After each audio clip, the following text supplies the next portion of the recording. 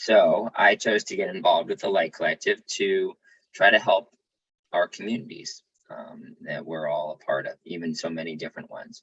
So I think what we'll do today, I'll show you a couple of things. And as Valencia mentioned, I do work in the field of information and cybersecurity. And I try to help protect patients that are getting care at a big hospital system and a major university. And the job that I do encompasses enterprise security, which is really looking at not just the hospital system, but the health plan, the nursing school students, the research labs, the undergraduate university, the medical school, all of those sorts of things. So clinical trials that happen at the organization, all the new tech that comes in, I get to help evaluate it and kind of look to see if there's any vulnerabilities or things that we need to fix to make sure they are going to be set up correctly to enhance the security posture of the organization. And yeah, and I focus on a lot of cloud security. So like Valencia mentioned, I actually am in a program to enhance my knowledge more in cloud security. I do that a lot for the organization now, but there's always a lot to continue to learn. So as we kind of move and everything goes into the cloud, right? That's all you hear. So I think Valencia, I'm going to try to share my screen. I have a video to share, so hopefully the sound share will work as well. And I have some slides to share with all of you. So we will see if this works. And keep your fingers crossed that this will work the way we want it to. So I'm going to, tell me when you can see my screen, please. So, so that screen just has your name. All right, that's all right. It should work any second now, okay? And I want to include my sound also, share sound, here we go. Okay. Can you guys see my screen? Come in.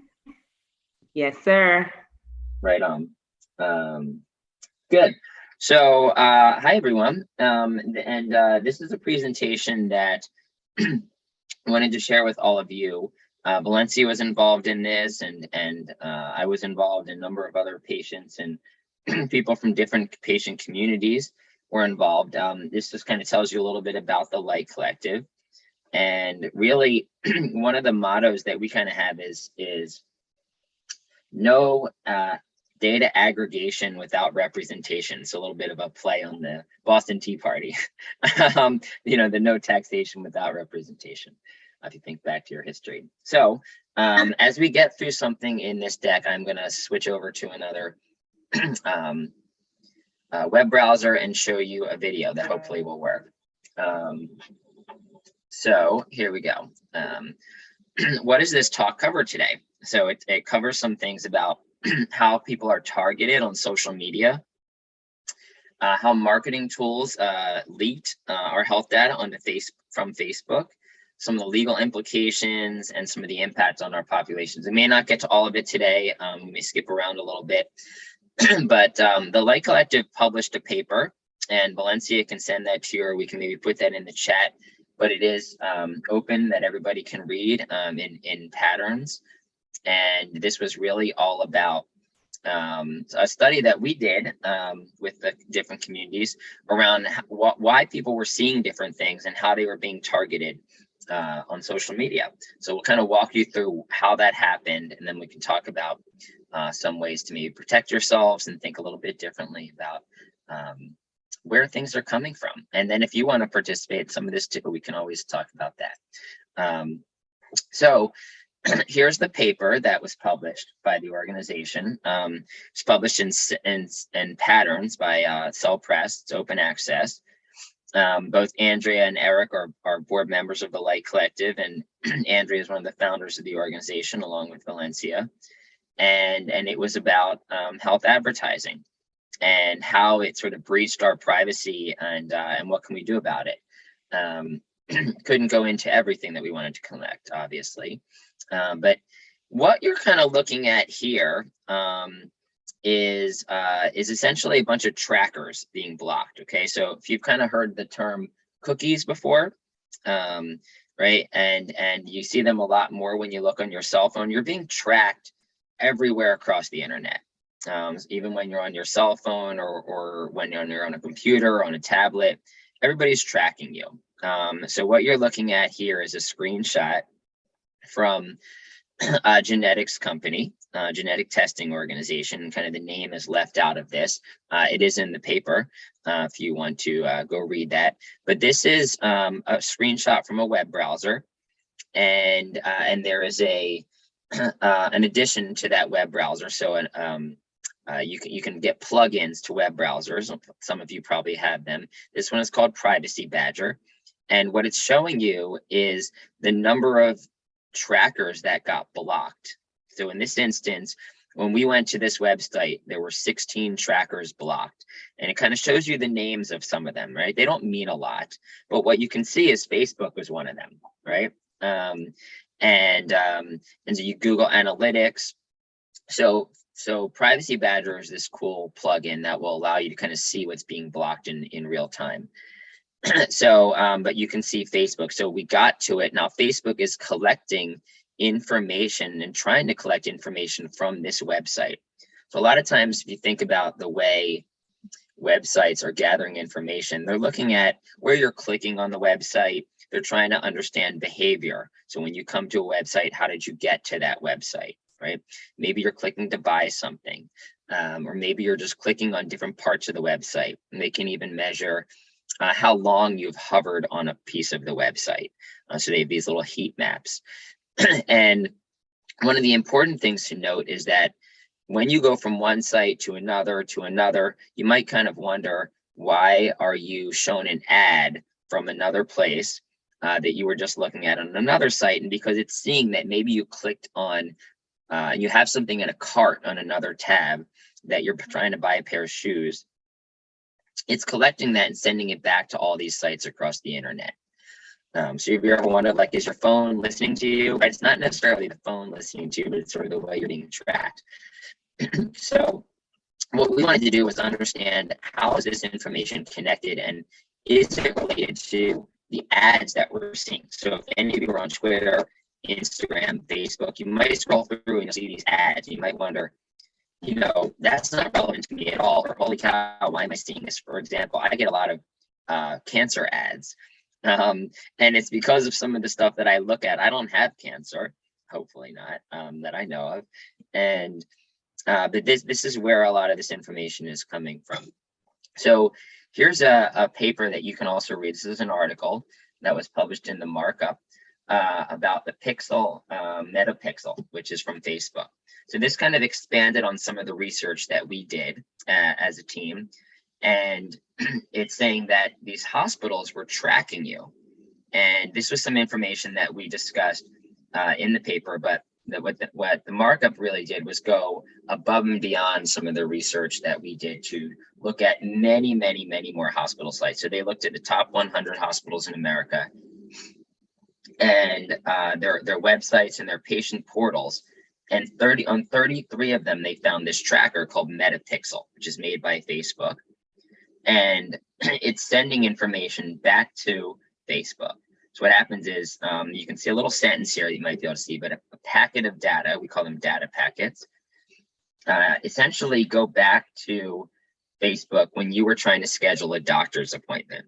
So you might think, why is this information happening, right? Why am I being tracked when I'm clicking on to make a doctor's appointment on a website? Why is that information being sent back to Facebook?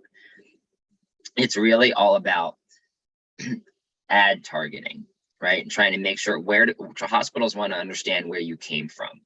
Nobody's saying this is right. In fact, we think it's wrong, but they're trying to understand, how did you get to their website? Where are you going when you're on their website? and where are you going from their website? And then that's where the information comes back and forth. Did you get to their website from Facebook? Did you get to it from Instagram? Did you get to it from Twitter? And then what are you clicking on? So this is really a technical overview that we're sharing here. But this Metapixel what it does is it collects sensitive health information and it shares it back with Facebook. You can actually see some lines of the code here that we've highlighted for you.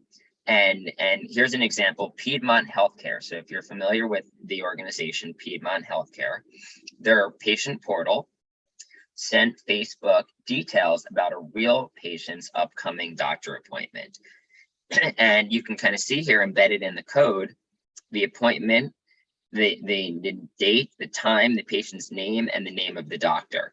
All of this was sent back to Facebook.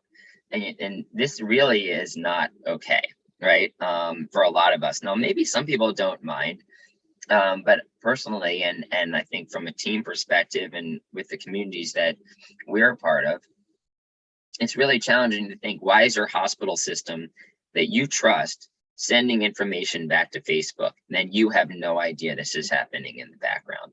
And then what Facebook does is they use that to serve you better ads. So this is really scary if you think about it, right? Why should they be able to take any of this information back that you didn't consent to? Here's another example from Novant Health. We're looking at their sexual orientation. I'm gonna see if I can make this a little bigger for you guys. What we're looking at here is on Novant Health's website, the sexual orientation and gender identity. This is within the patient portal, right? So you're actively using the patient portal, you're logged in, and you're looking to set some information, and it says, here's your visits, your messages, this is the portal. What is your sexual orientation? And you can kind of see as we're clicking, look at what's happening here in the code. This is what's being sent back. So you can kind of look at from one side of the screen to the other, kind of see as you're clicking on a button, as you're clicking to highlight, oh, I want to highlight this one. No, I want to highlight this one. You're seeing what's actually sent back. I know this is very technical, but just kind of want to give you a preview of kind of how all this is happening without our permission. And then, I think the next step that kind of thought about from this was, how are companies kind of predicting those ads, right? Why are you seeing these things? And are you okay with it is another thing that we kind of ask beyond that, which is, maybe this is happening. Maybe some people like it, but most people don't like it. They feel it's a big violation of privacy. So what are some ways to predict your health ad interests, right? So that meaning what's served up to you.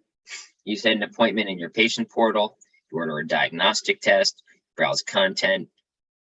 These are some of the ways that your interests are updated based on what you're doing on a website. So what the advertisers get is, here's an example patient, and they see an ID, basically, not like necessarily your patient ID, but it shows an anonymized audience, but somebody that looks like you, right? And this is the kind of information they're gathering to target you online.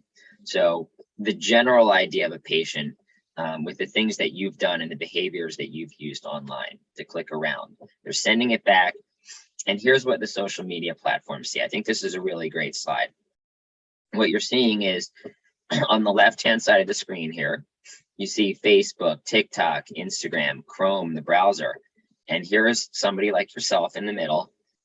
It's being sent out to serve you up a pharma ad, a generic testing ad, a genetic testing ad, medical misinformation potentially, which we saw a lot happen during the pandemic. Why is this information coming to you? Maybe there's something that says you should take this, what was it, hydroxychloroquine, or you should use bleach, or even something crazier than that. And then maybe you get an ad for a personalized health record that says, hey patient, come use our platform. Michael, it was the ivermectin. Ivermectin ads, that's right. Yeah, ivermectin. But you might see an ad from another tech company that says, hey, come and use this platform, put all your medical record here, put your medical records here, tie it to your patient portal, and we're gonna help you find clinical trials, right? They're actively looking for people like us online. And if you click on it, it serves them back good information, right? Information that you don't want them to know, but it serves them back the information that says, this is working. So what do these other companies see, these third-party ad networks? They see a patient, they don't actually see you as a patient. They see you as an ID, a number, right? They don't think of you as really human. If you click on this ad, so here, the one Valencia mentioned, maybe an ivermectin ad or something, or hey, this quick drug can get rid of your diabetes or can cure your cancer, right? You're going to see all these people's, it's going to be served up and thinking about, here's this whole community that we can now serve up that are similar to you. What happens is then all of these other patient communities are going to be targeted by the same ads, right? And this is kind of how this works, because they kind of silo you down and look at you. They might say, hey, Mike is in Philadelphia, he's this age, he's a white man, and he has this kind of household income, if they can find that. And these are the kind of health conditions he's publicly listed on Facebook. And these are the ads he's clicking on, right? These are the friends he's talking to. And that's where they kind of initiate this attack. That's what we're calling it. So what do you all end up seeing, right? And what do we see? We see all these ads like Keytruda, right? Maybe this is taken from a Facebook or a Twitter or an Instagram. You can actually click on these three little dots that always appear in the top corner of an ad that says, why am I seeing this ad? It'll give you a little bit of information. It might simply say, well, you are from this area and we're looking for women between such and such an age, right? I get a lot of dialysis ads, transplant ads for kidney disease. I also get a lot of cancer ones though. So this is really something that you can kind of take an active approach to and kind of trying to understand why you see them. If you want to get involved more, you can always screenshot these things. You can always send them to Valencia. You can always send them to us. But, you know, maybe it's showing you like, hey, wow, I don't have colon cancer, but I'm seeing an ad for it, right? For a drug. So then there are these people called data aggregators, right? And you all may be familiar with people called data aggregators. Some of them are some of the biggest sort of clinical trial type organizations in the world. Others are really behind the scenes. And we know some of their names too, right? TikTok, Facebook, so a lot of the social media ones. What do they see in these big aggregators? They see risk scores. So they're going to see that you might have a 50% chance of opioid abuse. You might have a 30% chance of suicide. And they're looking at you not as a person again, but as sort of an ID, right? And then they're going to serve you up ads. So if you've been clicking on things about self-help, about opioids, you might have been reading things about suicide, you're going to get served up ads around these things. And people are going to be essentially packaging up your information and selling it to a third party. That's kind of how this works behind the scenes in the internet. I'm going to interject really quick. So just to make it even more simpler. So I'm turning 50. So I'm juicing a lot and I'm looking for recipes for, you know, my beets, what goes well with my beets and my turmeric and my carrots, whatever. So my feed on Facebook now is showing me all of these surgeries that I can have on my body. It's just amazing that whatever you're doing, that it's not really ads anymore. I guess they are ads in a sense, but it's like it comes to my feed all the time, all these surgical procedures I could be having done. It's like, no, I want to juice. I want to lose this weight naturally. So that is just really interesting how, depending on, I'm going on a trip, if I'm traveling, right? So what I see is all of the people who have traveled to that location. That is what starts coming into my feed. I just wanted to say that really quick. No, it's a great point, Valencia, right? And you may begin seeing things based on your location too. Can I put something in here too? So I work for a company that is a big data services company. I manage a data warehouse. And what's your name? Sorry, my name is Belinda. My name's Belinda. Oh, hi, Belinda.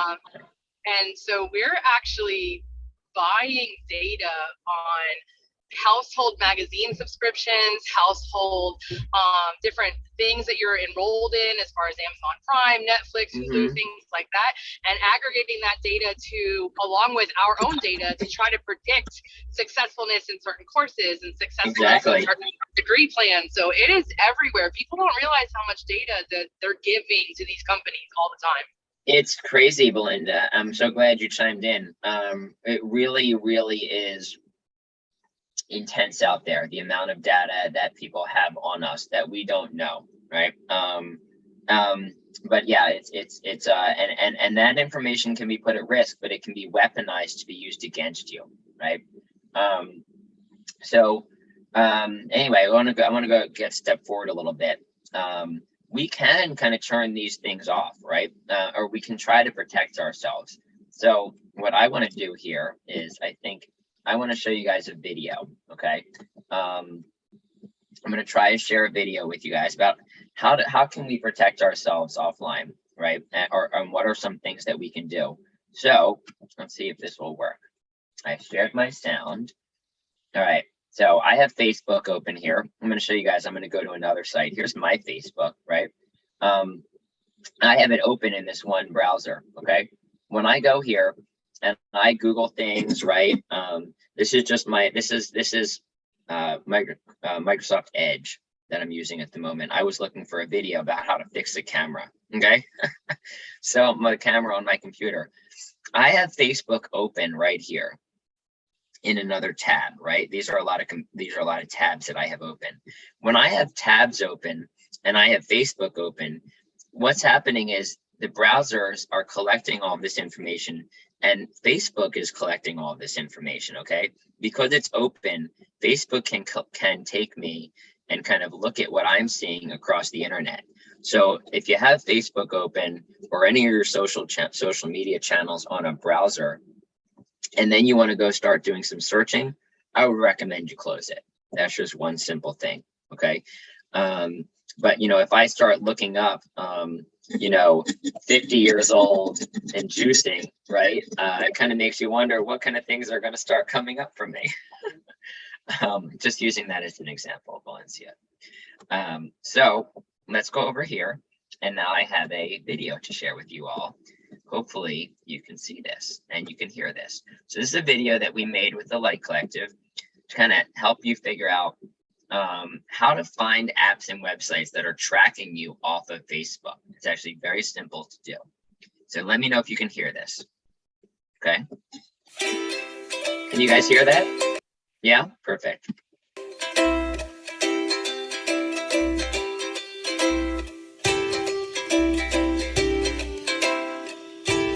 Let me go back real fast.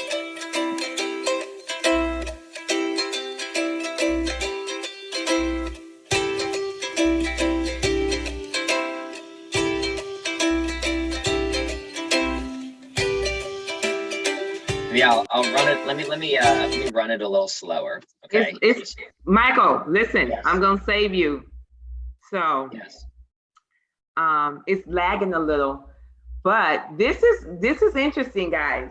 So we're working with a lot of different grassroots organizations, and we did this with them. So we sent them this video, right? After I did it, Andrea, a whole bunch of us did this. But Facebook realized what we had done and they changed it. So you're giving them these instructions, they no longer work, Michael. These are not the instructions that work anymore. Facebook, they can change all of these things whenever they want. So it's no point. Now we do have the new instructions, but it doesn't even you're work right. anymore. I won't show the video. Right. But I can email you guys what he's referring to. But just realize that they can change things to make it harder for us to find ways to help people so that all of these things won't continue to track us. Right. So I'm using I want to go back here real quickly. Let's see, let's go back to this.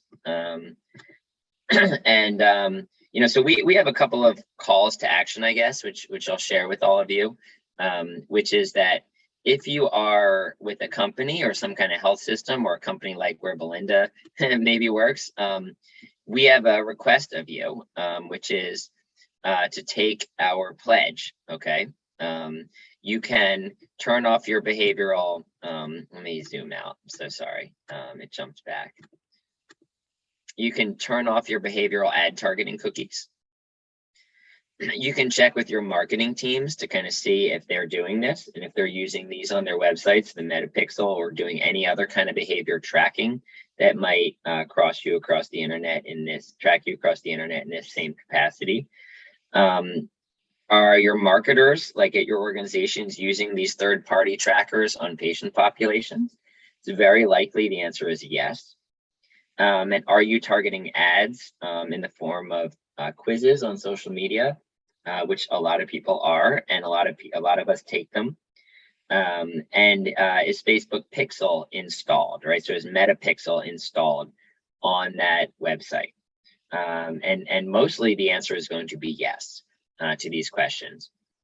You can also take our pledge if you're an individual, if you're a nonprofit, if you're a patient, if you're a for-profit entity, that you're going to become an ally and take a number of steps.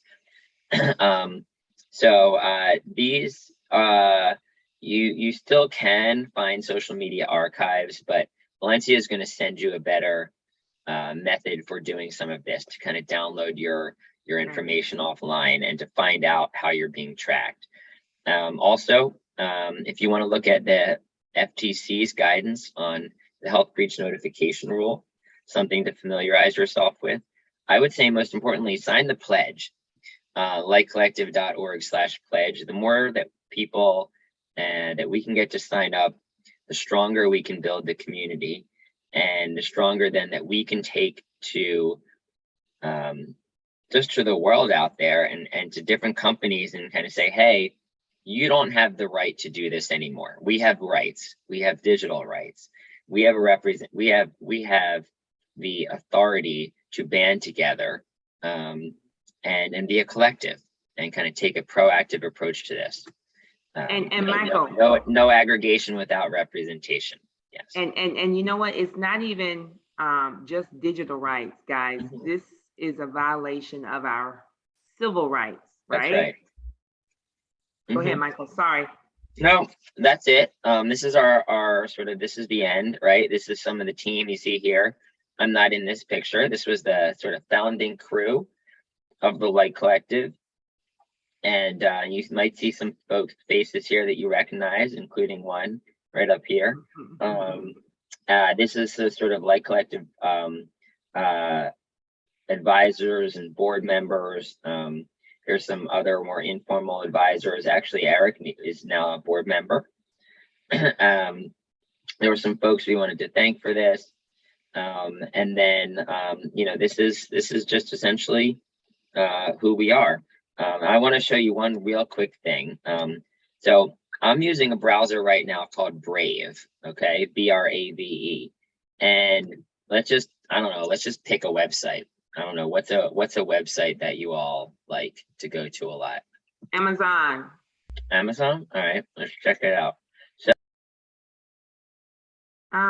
you muted. Michael, you muted yourself.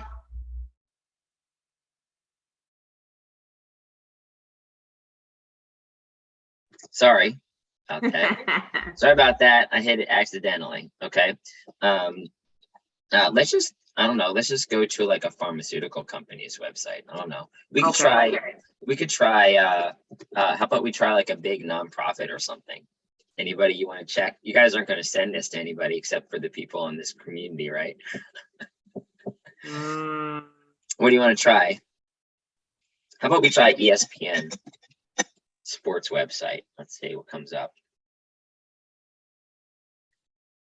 And I uninstalled the Privacy Badger framework for this, but you see all that. Can you see? No, we still see Amazon. We still see Amazon. Okay, well, it should load any second. Okay, yeah. So I've got ESPN up right now. Brave has some ad trackers, ad blockers, and cookie blockers that are baked into it. It's not the same and doesn't give you the same level of insight as Privacy Badger does. But if you can kind of see here where I'm hovering my cursor, there were 18 trackers, ads, and more blocked. And I can click on this and it will show me some of this. So it blocked 18 ads, this browser, just without anything else. It's going to put my shields up for this website. And then I can even go in and kind of look at advanced controls, right? I can upgrade, make sure all my connections are secure. I can block certain scripts from running, which are sort of automated things that might run on a website. I can block these cross-site cookies. This is sort of how Facebook tracks people, these cross-site cookies. And so, you know, one recommendation I can share with you guys is, you know, just take a look at how some things are tracking you. You might want to change the browsers you're using. You might want to, if you want to stay logged into things or not logged into things. And then I see some of your questions. And Valencia answered some of them regarding cookies, right? You don't have to accept all the cookies. I never accept the cookies. You can actually go in and select the different ones, and you know, there are always some that are necessary to run the website, but you can disable all of the others. And so you can click reject, or you can go in individually and select the ones you are okay with. And how do you know which are the ones that they're okay? I'm not professional enough just to know which one.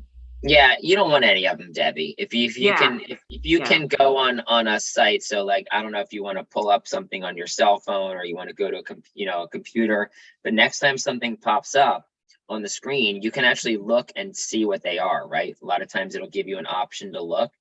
You want to disable all the ones that are not strictly necessary for the website to function.